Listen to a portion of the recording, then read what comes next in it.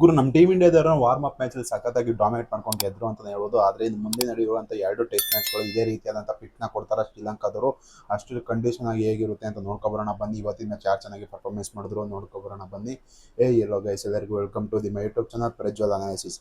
ಗುರು, ಇದು ಶ್ರೀಲಂಕಾದವರು first batting ಆಡ್ತಾರೆ ಅಂತ ಹೇಳ್ಬೋದು. ಚೆನ್ನಾಗಿ ಬ್ಯಾಟಿಂಗ್ ಪ್ಯಾರಡೈಸ್ ಆಗಿರೋ ಕಾರಣದಿಂದ 363 ರನ್ ಟಾರ್ಗೆಟ್ ಆಗಿ ಕೊಡ್ತಾರೆ. ಅದನ್ನು ನಮ್ಮ ಇಂಡಿಯಾದವರು ಚೇಸ್ ಮಾಡೋಕ್ಕೆ ಅಂತ ಬರ್ತಾರೆ. ಚೆನ್ನಾಗಿ ಆಡ್ತಾರೆ. ನಮ್ಮ ದೇವರ ಪಡಿಕದವ್ರು ಸಖತ್ತಾಗಿ ಆಡ್ತಾರೆ ಅಂತ ಹೇಳ್ಬೋದು. ಮತ್ತು KL ಅವರು ಕೂಡ ಚೆನ್ನಾಗಿ ಆಡ್ತಾ ಇರ್ತಾರೆ.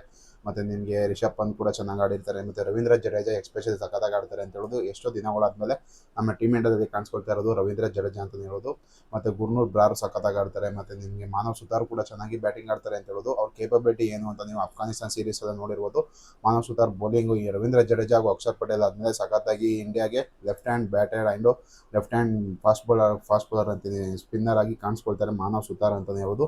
ಚೆನ್ನಾಗಿ ಬ್ಯಾಟಿಂಗ್ ಕೂಡ ಆಡ್ತಾರೆ, ಬೌಲಿಂಗ್ ಕೂಡ ಮಾಡ್ತಾರೆ ಮಾನವ್ ಸುತಾರ್ ಅವರು. ಅದನ್ನು ಬಿಟ್ಟರೆ ಶ್ರೀಲಂಕಾದವ್ರು ತಿರ್ಗಾ ಬ್ಯಾಟಿಂಗ್ಗೆ ಬರ್ತಾರೆ.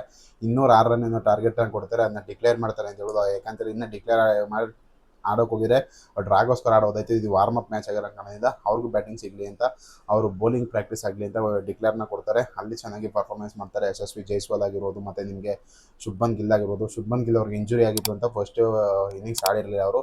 ಸೆಕೆಂಡ್ ಇನ್ನಿಂಗ್ಸ್ ಒಂದು 40+ ರನ್ಸ್ನ ಚೆನ್ನಾಗಿ ಕಾಂಟ್ರಿಬ್ಯೂಟ್ ಮಾಡ್ತಾರೆ. ಯಶಸ್ವಿ ಜೈಸ್ವಾಲ್ ಕೂಡ ಒಂದು 60+ ರನ್ಸ್ನ ಕಾಂಟ್ರಿಬ್ಯೂಟ್ ಮಾಡ್ತಾರೆ.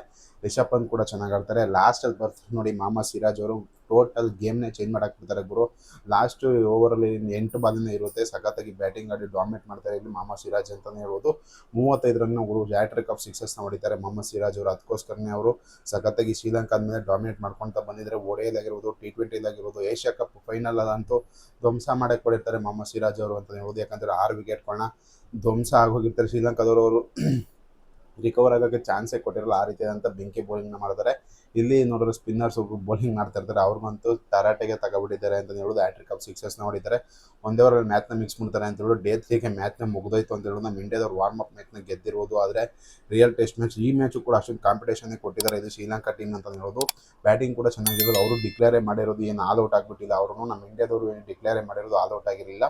ಅದಕ್ಕೋಸ್ಕರನೇ ಬ್ಯಾಟಿಂಗ್ ಪ್ಯಾರಡೈಸ್ ಆಗೋ ಸಾಧ್ಯತೆ ಇದೆ ಅಂತ ಹೇಳೋದು. ಆದರೆ ಇಷ್ಟೊಂದು ಬ್ಯಾಟಿಂಗ್ ಪ್ಯಾರಡೈಸ್ ವಿಕೆಟ್ನ ಅವರು ಗಲ್ಲೆ ಸ್ಟೇಡಿಯಮಲ್ಲಿ ಕೊಡೋದಿಲ್ಲ ಅಂತಲೇ ಹೇಳ್ತೀನಿ. ಯಾಕಂತಂದರೆ ಸ್ಪಿನ್ನಿಂಗ್ ವಿಕೆಟ್ನೇ ಕೊಡ್ತಾರೆ. ಅವರು ಕೂಡ ಒಳ್ಳೊಳ್ಳೆ ಸ್ಪಿನ್ನರ್ಸ್ಗಳನ್ನ ಇಕ್ಕ ಬಂದಿದ್ದಾರೆ ಇಲ್ಲಿ ಶ್ರೀಲಂಕಾ ಟೀಮ್ ಅಂತಲೇ ಹೇಳ್ಬೋದು.